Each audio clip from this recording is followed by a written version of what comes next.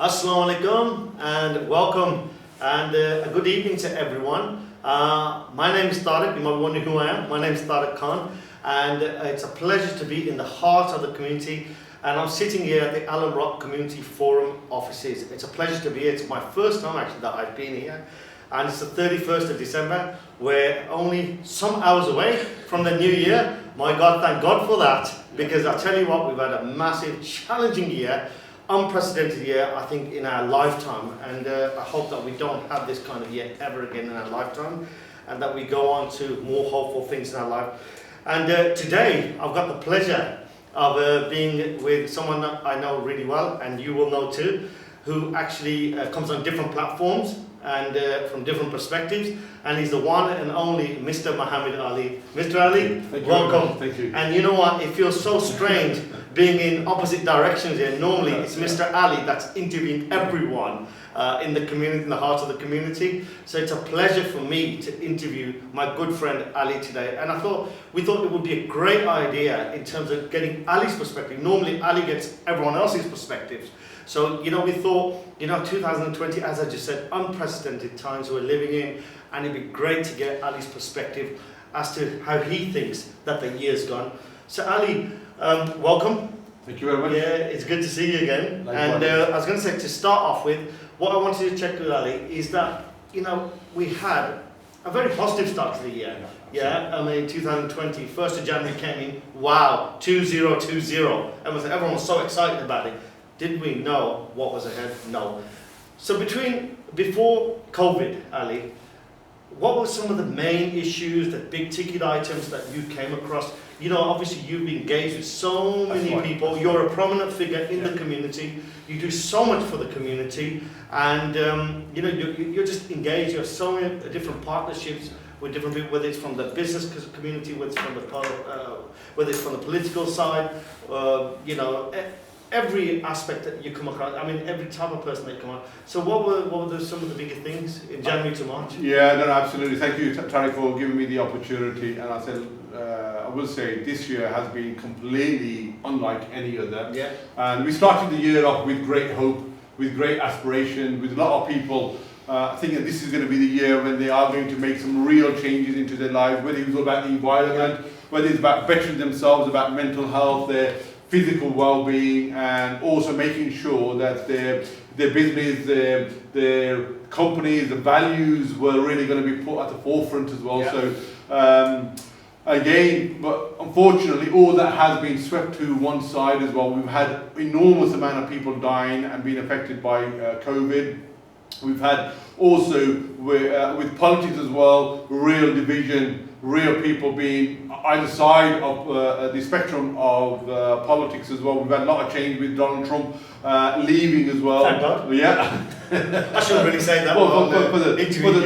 But at the same time, there's also real demonstration of compassion and human beings putting the interest of others at the forefront, and even better than their own lives as well. So just to start off the year, if I may ask you, what were some of your hopes and aspirations when we started the year?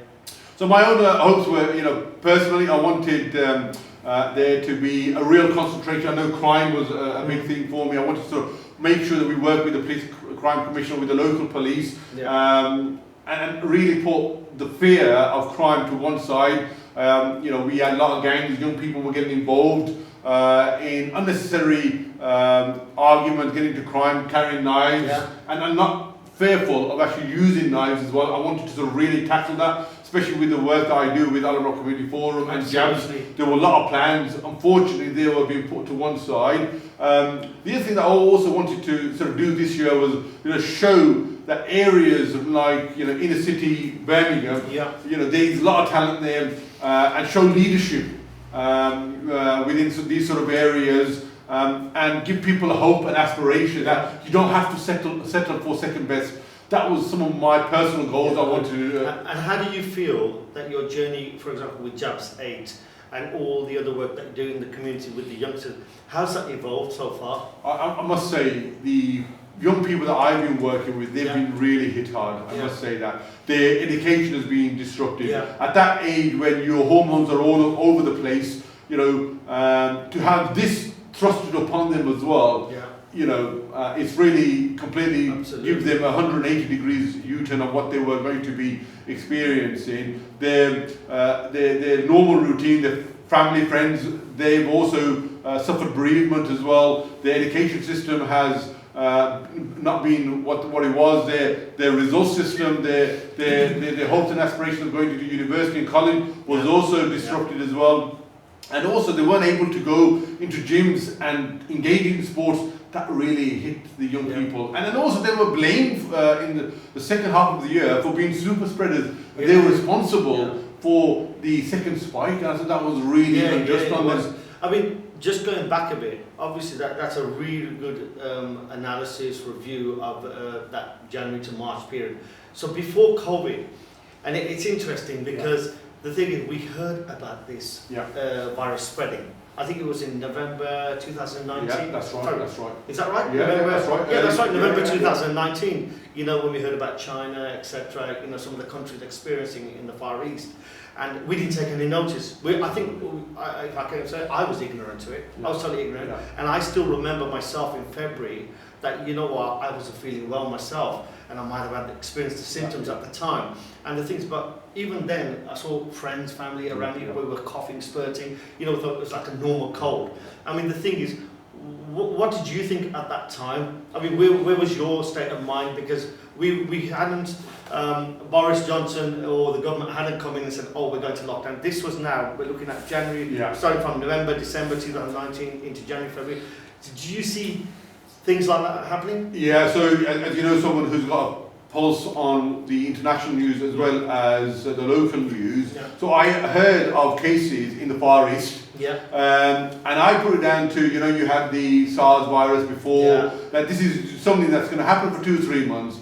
And, you know, some of the countries like Singapore, China, Japan, you know, they are autocratic as well. They're able to, you know, lock down the whole country. And it'll be confined to the Far East, and it's not a problem, especially when you had international travel and there was no restrictions on those travel. It wasn't anything that really worried me at that stage, and you know, like I said, my circle of friends was quite huge, and when I was talking to a few people about what was happening, and they were saying, look, I've got the same sort of symptoms, and at even that stage I thought, it's because it's November, December, January, it may be a seasonal flu. I wasn't overly worried at that stage. When around January, when I wanted to do a show around this, I spoke to a few friends, and I actually advertised, and anyone showing the following symptoms of, you know, raised temperature, developing a new cough, feeling a bit fatigued, and you know, feeling short of breath as well. A small number of people put their hands up and said, look, we don't know whether it's COVID or not, but we've sort of had those symptoms. And I had 2 or 3 people coming to my show. One was Shazad, the other one was Abid Khan, Mr. Chutney. A few people, and there's another female friend of mine as well. They all put, so there's about 3 or 4 saying the same thing. That's when my alarm bell started ringing. I thought, okay, this seems to be too common. But again, and then you also had the thing around loss of taste, loss of smell, and the thing is, even I experienced that really early on in the year, and you know, and I thought, oh my God, what is this? I've never experienced this. And then people around me were experiencing it, but obviously at that time we weren't the wiser. The things we thought, okay, it may be just part, it's a one-off. But as we went along, I learned more about this. Now going into March, obviously, Mr. Ali, on the journey here now, in terms of that announcement coming from Boris Johnson. So what was your view on that? So initially, you know, I think one of the reasons why I personally wasn't worried was because the government was so lax. Yes, it was. They were just taking it easy, and I thought maybe we're sort of blowing it out of all proportion. And even, as you know, Europe was going on lockdown. People were still coming into the UK from countries that had lockdown and huge cases of coronavirus. So do you think we should have taken measures before? I think so. It goes without saying. You know, hindsight's a wonderful thing. So what we're saying is the government wasn't proactive. That's what absolutely. Saying, they were very slow to announce the lockdown, and there was huge sporting events that took part in March. Yeah. That shouldn't have been, because you know at that stage there was talk Yes, there were. of lockdown, but you know because Italy, Spain, these countries were. Well, I still remember the match Liverpool played against. That's right, one of the big teams there. Atletico Madrid at Anfield. That was right. one of the last matches, and Leicester versus Aston Villa. I remember those two matches were the last.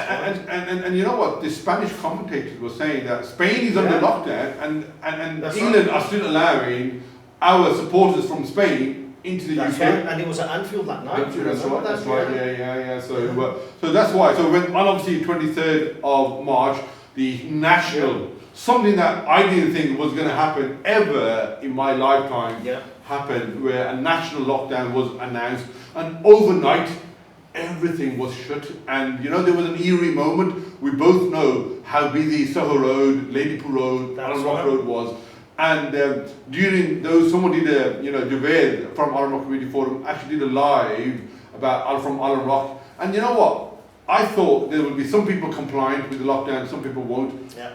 Alan Rock was like a ghost town. It was like a ghost street. It was. Literally no one there. All the shops were actually, it was a shock to the system, total shock to the system, wasn't it? Yeah. What is happening here? Absolutely. And it wasn't just us. Yeah. It was the whole world that was affected. Absolutely. In this, the whole world. Yeah. Every human being on this earth was affected. Would you say that? Yeah, absolutely. And you know what I would say, even before lockdown, I think I may have been caught, slightly naive in the sense that one of my colleagues this was on the Friday, and he phoned me and he goes, "Oh, are you, going to buy any last minute groceries and stuff?" I said, "No, I'll do my shop tomorrow. Normally I do on a Saturday, and that's fine." He goes, "Well, everyone else is doing it.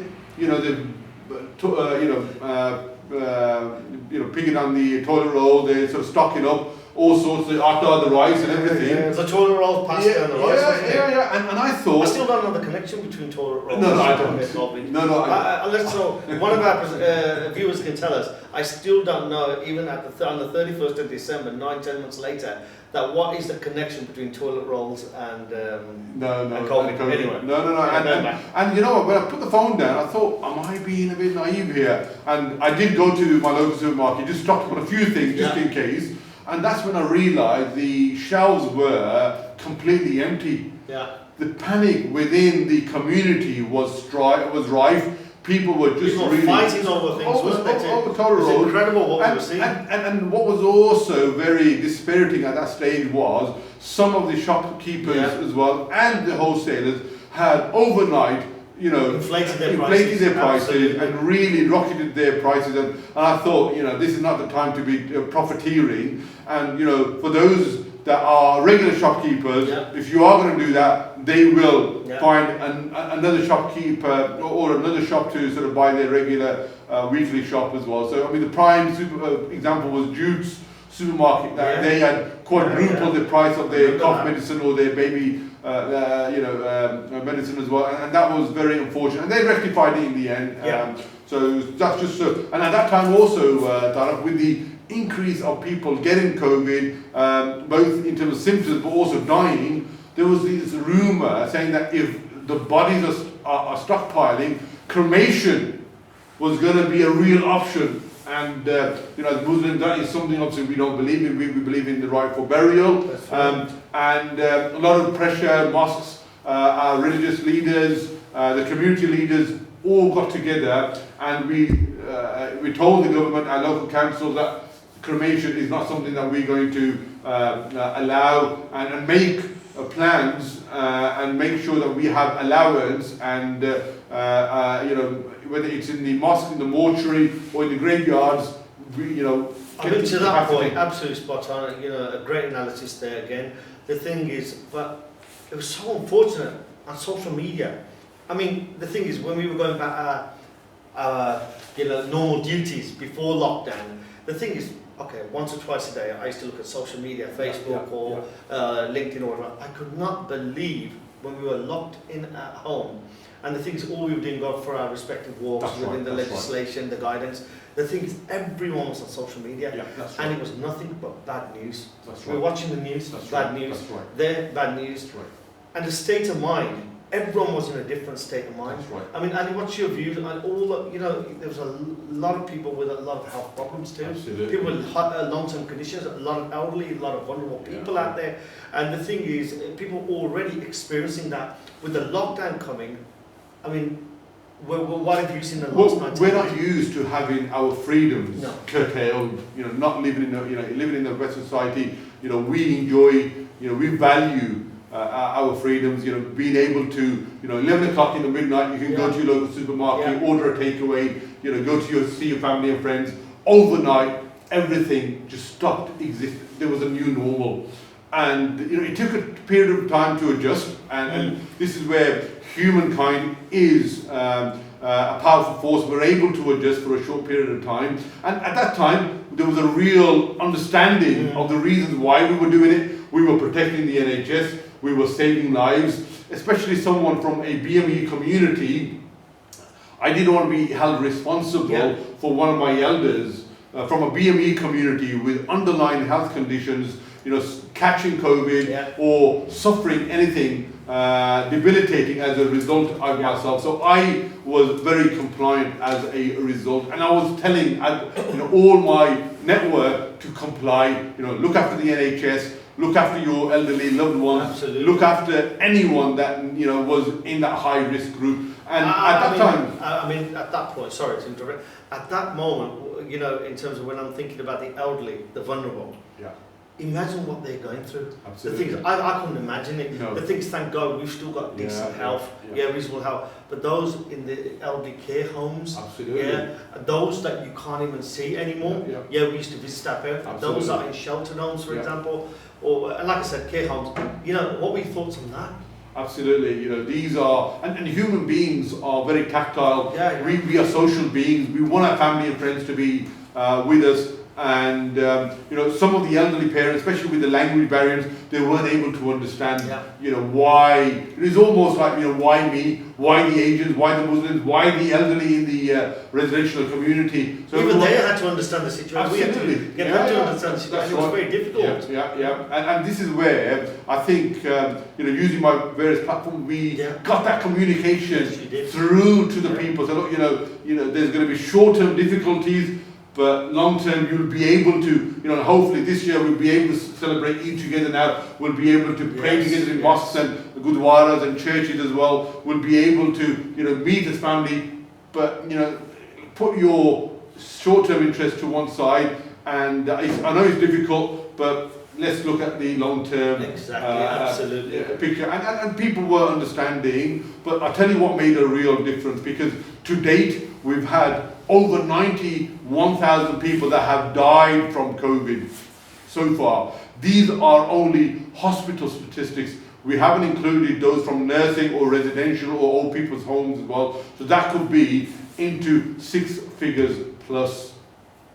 We've had over 2 million people who are positive from COVID as well. But I tell you, overnight, one person that did enormous damage was Dom Cummings. I was going to come to him actually. Were you? He, when he thought in his great wisdom to go from London all the way to Cumbria, I think it was, because one of his, I think it was his wife that was showing symptoms of COVID. Everyone thought one rule for us, one rule for the elite, for the political elite. And that's when people started questioning everything, started to not be as compliant, and all of a sudden... Well, that didn't help the situation. I mean, our viewers will, obviously, the majority will have their own opinions, but the thing is, the majority view that we were seeing on the news, social media, was that he should have been dismissed straight away. Absolutely. And but he wasn't, was he? No. Absolutely. And that's all about leadership again, leading by example. Do you think Boris should have done better in that situation? Absolutely. And I think Boris, had, we know he also got COVID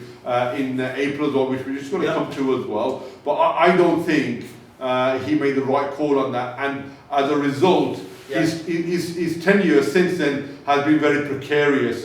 So, if he was bold, if he was courageous, showed leadership, I think we wouldn't be in this situation. I think, when you look at the 4 or 5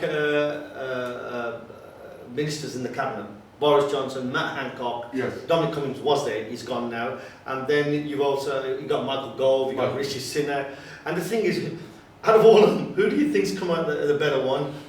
For me, Yeah, I mean, they've all been criticised in their own way. And I think Rishi Sunak seems to be the standout out of the 4 or 5 of them. Yes, he's had his drawbacks recently too. But what do you think? Has he been the best out of the lot? Or? Yeah, I think so. At that stage, when people were worried about their livelihoods, Yeah. you can't have a lockdown. You can't have people staying at home if they're worried about their bills, if they're worried about their house being repossessed. So at that time, he gave a financial package which so far has cost the country over £100 billion through the furlough scheme. And who's going to pay for that? Absolutely, it's going to be us. Taxpayers. Absolutely, Yeah. but what I would say at that stage, we still need it, don't absolutely, we? Going into the new year. to be able to offer 80% to companies to furlough their employees, for the self-employed to be able to close their businesses, to be able to afford 80% of their income, I think was a huge gesture. Not only that, he increased the universal credit, he prevented people from, kicking people out of their rented accommodation as well. He also allowed people to defer on their tax and their VAT payment, and this was a big help. What do you think of the Eat Out to Help Out scheme? What's your view on that? Again, for me, I know we're up against time, but I just want to know what you think. No, I'm going to come on to that. That came in August as well, and this is when lockdown was eased. We were talking about still, staying at home, going out essential journeys. For at that stage, Rishi Sunak, I think, made an own goal. I understand why. I understand the principle.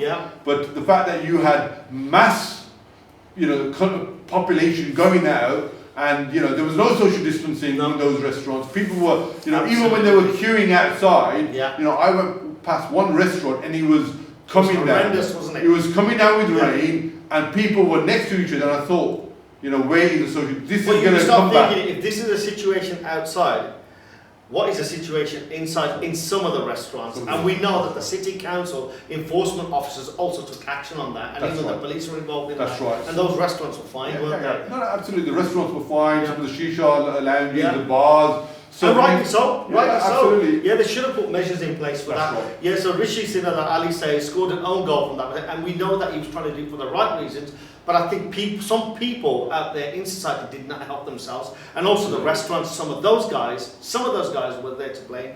But moving on, because I'm thinking about time. If I touch on that, and what we also did find out was those areas that had the highest people taking advantage of the Eat Out Help Out had the highest cases of COVID. There was a direct correlation between the two. But unfortunately, the inner city scene. A lot of those cases, right? We have where we're sitting now in our home areas. The thing is, unfortunately, there's been high numbers as of absolutely. But let's hope with time that they decrease. But Ali, moving on now, vaccines. I mean, not mentioning any vaccines or anything, but the things. What's your view? How are we looking to go into 2021, knowing that there's vaccines now? There's one that's emerged, there's a couple of others that are emerging, and I was listening to the news today, there's another one that's coming through over the next couple of days. What's your take on that? So we know that in America, 2 have already been licensed. The one that's been pioneered by the 2 Turkish husband and wife team, marketed obviously and owned by Pfizer, and the other one is Moderna. So for me, and then you've got the AstraZeneca, that's Oxford, right. Oxford, absolutely. In the next couple of days. What I would say is it's a real ray of hope, just what we needed at the end of the year, and now we've already seen that over 100,000 people have got the vaccines across the world as well, and it was much needed as well because the efficacy rate is 95%.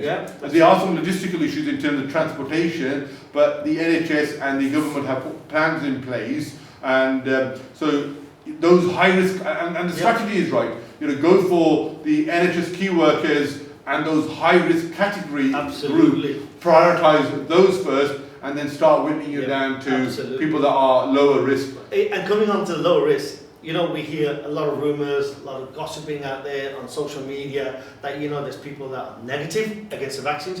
What's your take on that? What's your view on that? And what message would you give to those people? And what I would say is, I find that very disingenuous. I find that very dangerous as well, because we know that the BME community are adversely affected by this. Because I'm going to touch on that a bit more. But you know, there's a lot of people that are, you know, going out there and sending loose comments without any research and you know, any data, and are now accusing these large pharma companies, well, even the and governments, and you know, scientists and GPs, you know, including everyone in there, that they are part of that conspiracy theory as well. And for me, I think that is you know, a dereliction of their civic duty. Because if I know that if I was over 60, slightly obese, had underlying conditions, I would have absolute no hesitation in volunteering myself to be top of that queue. Well, we've seen some of the elderly patients, the first patients that came through, you know, that were having injections worldwide. I mean, their faces have been shown, and the thing is, elderly lady that was 90 plus, and she was really comfortable. Thank God she's absolutely fine. Absolutely. Yeah, you've had a couple of cases where there's going to be some side effects, but you're going to get that with every kind of medicine, aren't you? Absolutely. Yeah, so, you know, so the message is positive. We need to be positive. We need to be united in this. And let's not spread malicious rumours. No, that's what we're saying, aren't we? Absolutely. Yeah, because, you know, we need to be in it together. And, you know, in terms of being successful, they say, you know, herd community, you know, at least 80% of us, you know, need that, don't we? No, most definitely. And also, you know, it's very irresponsible. We all have a responsibility, because my action may have a detrimental effect on you. And by and large, I mean, we are only talking about a small minority. Yes. People have been very good with washing hands regularly, sanitizing their hands, keeping a 2-meter distance, wearing a face mask as well, especially when they're going out in a public outing as well. So I think I must applaud the whole country, really. Each of you that have sacrificed your own freedoms, you know, doing something different for the sake of your neighbours, for the sake of your elderly citizens and the wider community. I think this is what humanity is all about. The point that I did touch on about, you know, there was a couple of investigations by the government and then also by the Labour Party in terms of why the BME community, the Asians, the Pakistanis, the Bengalis, the Afro-Caribbean, are more disproportionately affected by COVID. So we tend to die about 2.5, 3 times more than our white counterparts. And there was a number of reasons that these are things that the Department of Health, the CCGs, the council have to take on and address those. Some of those health inequalities. We know that the Asian community disproportionately is affected by diabetes and through cholesterol. We live in more overcrowded houses as well. A lot of deprivation too. Poverty is a big thing. Our education is on a lower scale as well, and also a lot less investment has gone into areas where there's a high number of BME community. We know that now. So once we've got a good stranglehold on COVID, I urge the cabinet members, the hospitals, the CCGs, the Department of Health, the health boards, to really address those inequalities. Absolutely. So moving on, and I know we're nearly there now, time is nearly up, and it's been great so far. Your hopes, your aspirations, we've touched on a lot of things here today. What are your hopes and aspirations going into 2021, bearing in mind the vaccines are here, bearing in mind we've had a tough, challenging year, and bearing in mind there could be another national lockdown. So where do you So for me, I think it's important that we continue to take ownership of our responsibilities. So for me, I think, you know, one of the key things about COVID has shown those people that have got relatively good health, are not obese, are not diabetic, are doing exercise and going outside for fresh air, will tend to be more resolute and tend to do better if they do get COVID in the first place. So I think that's important. So my urge is to everyone, you know, make some time for your physical and mental well-being. Yes, absolutely. Totally agree with you. Absolutely. It's all about your state of mind. Absolutely. You know, and you know, trying to be positive, as you said. You know, trying to get that physical, improving your physical health, eating the right things. That's right. And I think that's all you can do. So, but Absolutely. Mr. Ali, I'm getting a time indicator from over there. So the thing is, I just want to say on a final note that basically it's been a real pleasure talking to you. Yeah. That's been a great review, analysis. And any final messages? Yes, I have. I want to touch on a couple of things that I've made a mental note of, if I can, because they've been such instrumental movements. One is the Black Lives Matter movement. Oh yes. After George Floyd, yes. I can't breathe, and that sort of not only spread through like wildfire through America, but he also came here as well. I want to touch on that, and as a result of that, a lot of companies, a lot of organisations, the government have taken a real in-depth look at some of those policies and making sure that the people from the black community, BME community are treated equally as well. The other one was also around the continual mistreatment of the minorities in India, with the Kisan movement, with the Kashmir as well. So that again has played a big movement. And I want to also get in the census of this year, 2021, where there's a real chance for the Kashmiri community to be identified as a separate community as well. So I want to touch on that. The other one also I want to touch on is it's been a fantastic year for us as Liverpool supporters. After 30 years, we managed to. I was waiting for that one to come in. So but at the same point, I remember Mr. Ali interviewing me about three months ago, asking me where Aston Villa would be. And Aston Villa got a game in hand, and they can catch Liverpool now. That's right. Yeah, so I thought I just done that. So yeah, absolutely. For the Villa fans. And the other one that I'm going to sort of also touch on is, this is where I will say is, as individuals we can be a catalyst for change. Michael Rashford, he has been stupendous. Absolutely. He has led sometimes a lone voice in making sure that the young children from a poorer background get a hot meal during holidays. And he has forced Boris Johnson and his government to make a number of U-turns in the summer holidays, the October half term, and also Christmas half term as well. So hats off to he's been an absolute brilliant role model. You just hit that nail on the head. And another person that's been a role model has been Captain Tom Ball. Yeah, that's Captain right, Tom. right, those two stick out for us in 2020. And there's many more, I'm sure. Absolutely. And also I think it's important that we also talk about the USA elections as well. The person who was a real cause of division. And he was, at one stage he even said that I've got a simple cure for COVID, it's to inject yourself or drink some bleach. The whole world was out of madness. And I think the American people... It's no wonder that the administration has changed now. Absolutely, and he didn't believe in social distancing or masks as well. I think, So there's been some positives that have come out of this. Absolutely. Yeah, as much as all those unfortunate people that have died, those unfortunate families that have lost their loved ones, few things that's been positive, as Ali just said. We've had a few changes for the right reasons. We've had some role models coming out, supporting the communities. So there's been some positives we can take into 2021, the vaccine emergence, and so there's hope. Yeah, and also, through adversity, there's also a few real gems. You mentioned Tom Wall, Mark Strashford, but there are also, we don't want to mention any names, but there have been a lot of organisations and individuals who have opened food banks.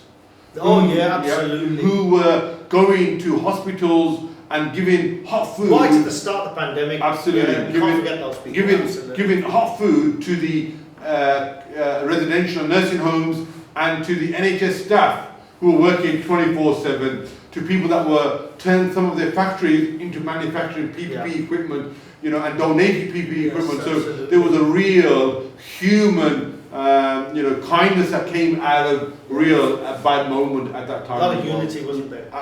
Sorry, I forgot about that point. I'm glad you mentioned that in the final touch-ups. Absolutely. So for me, I think I want to nurture. I want to sort of hold on to that and allow people to rekindle some of those movements. And post-COVID, there's no reason why that can't continue Absolutely. as a result. There's a lot of learns in this, isn't there? A lot of learns have come out for the right reasons too. Most definitely. So all in all, I think it has been a very tough year for all of us. We've all really rallied together. We've supported each other through stuff. I know, when I was feeling a bit low, I would reach out to my family and friends over the phone or FaceTime and, get a real G up. And that's what humanity and what your network is all about. And hopefully my aspirations are that COVID will be now on a downward spiral. And the way things are, it may come again through, because viruses, are always evolving. But we've got to be sensible, like you said, all the things that we've learned, what to do to become a healthier nation. That's right. We just need to stick to those basics. Brother. No, that's fine. So thank you for allowing me an opportunity to, reminisce now and think about some of the things that did happen. And my final farewell message is that we have had a lot of people that caught COVID and have survived. We have lost a lot of people.